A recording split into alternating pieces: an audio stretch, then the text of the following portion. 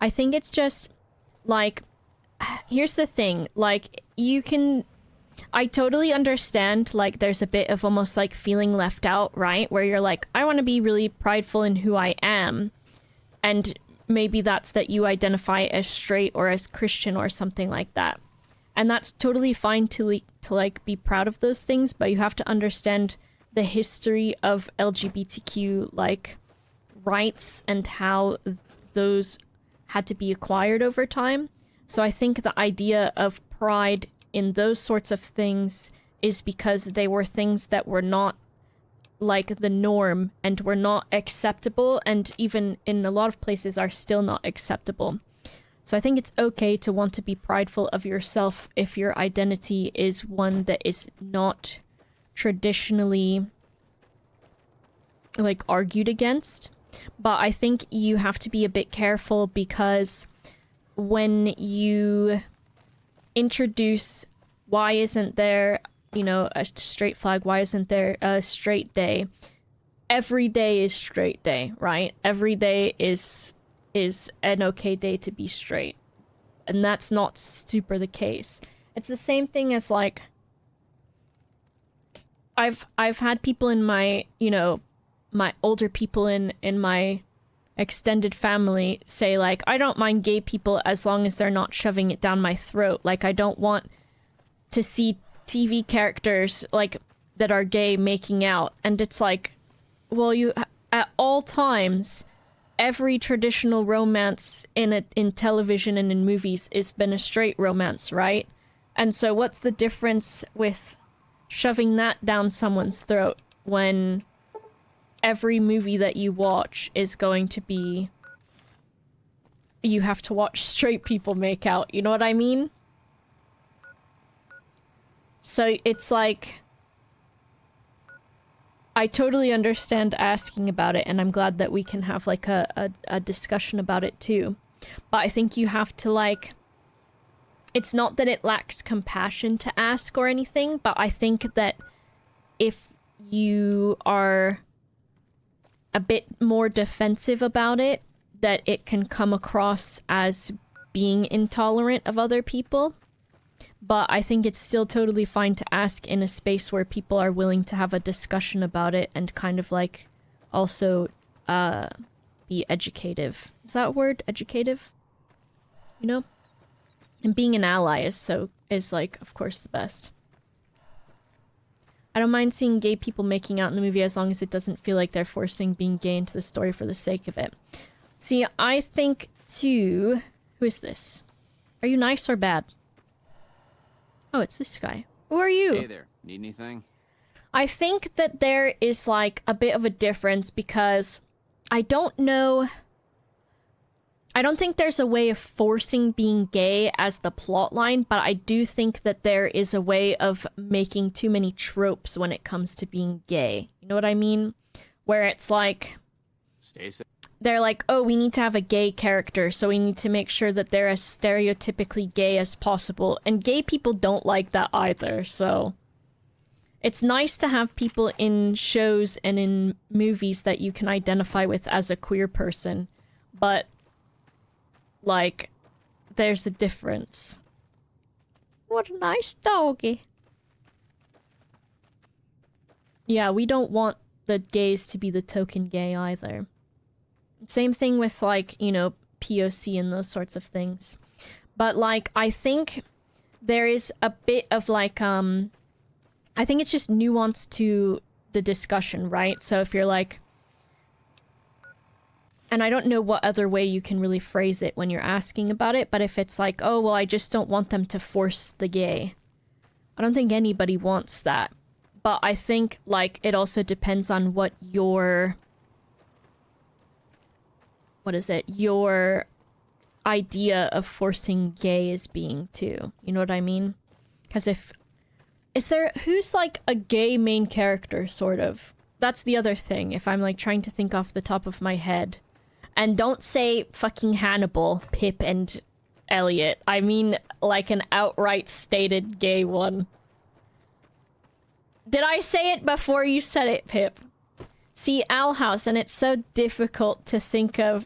Oh, okay, and Elliot did it too. Okay, well, alright. So, but what I'm saying is, like...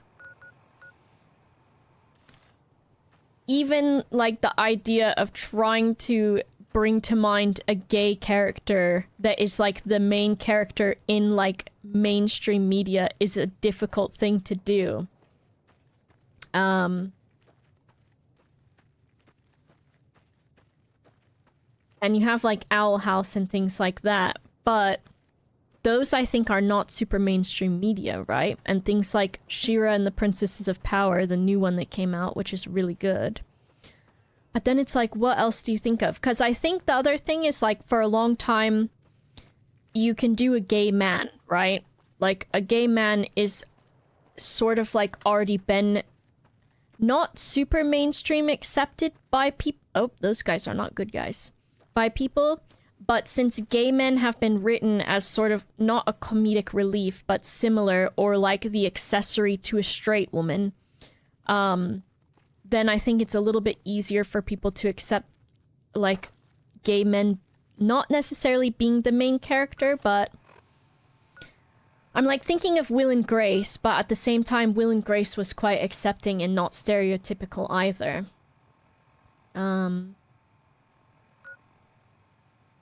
I want to read.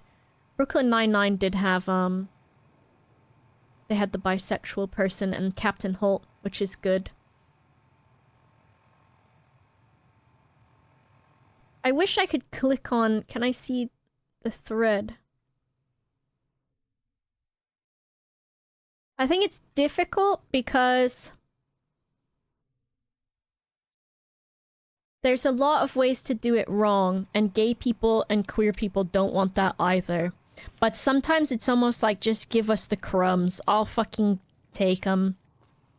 You know? I'll eat the crumbs if the bread was good. David from Schitt's Creek. See, I was thinking that as well. And I think, like... I think he's pretty good as far as, like, a gay or queer character goes. But I think, for me... he's reminiscent of, like, mainstream media and mainstream media consumers having been, like, soft introduced to the gay man. Whereas, like, we still have ways to go for, like, let's say lesbian mainstream characters, especially in the sense that lesbian relationships can typically be sexualized in media and things like that. Arcane is good. And I think that is quite, like... did they outright do it in Arcane? Not, like, do it. But I think the other thing is, like... oh, there's a bomb! Is oftentimes also what queer people are fed and is still too much for straight people or typical consumers is this sort of, like, hinted at. 'Cause, like, I didn't realize... I haven't watched all of Korra... oh, fuck off. I haven't watched all of Korra. Like, Legend of Korra. Do I still have a stealth guy? And so in my head, I was like, oh, at the end of Legend of Korra, they walk away and they kiss. And then I realized that wasn't actually real. Like, that doesn't happen. That was like a fan edit. It's just as heavily implied as they could do. You know? It's the very much like, okay, like, we've gotta... now you will serve as an example to all who dare oppose Caesar's legion. It's either like, oh, we've gotta appease the gays, so let's just put something in there, but we can't make it too outright gay or the straights will get mad. So we'll just do our best. Or it's that the writers did want the characters to be gay, but they were stopped in some way, you know? Oh, this bridge might be helpful. Something in their butt? Yeah, in Sailor Moon, the dub, they rewrote them so that they are cousins instead of lovers. And same thing at some point, Sailor Moon had, like, a relationship with, another feminine person as well. But yeah. You watched the 100? Hell yeah, I did. And that one was pretty good. Yes, queerbaiting as well, which is like making it super seem like a queer thing is going to happen and then it's not, or it's just enough towing the line to like keep you interested in it. Very annoying. I think it just needs to be like an effortless sort of not... And it's, you know, sort of similar to like you said, like, we don't want... Like, a lot of queer people don't necessarily want my legs to be exploded.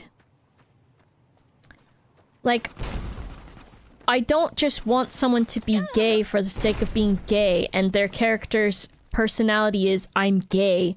I just want them to be a character who also happens to be gay.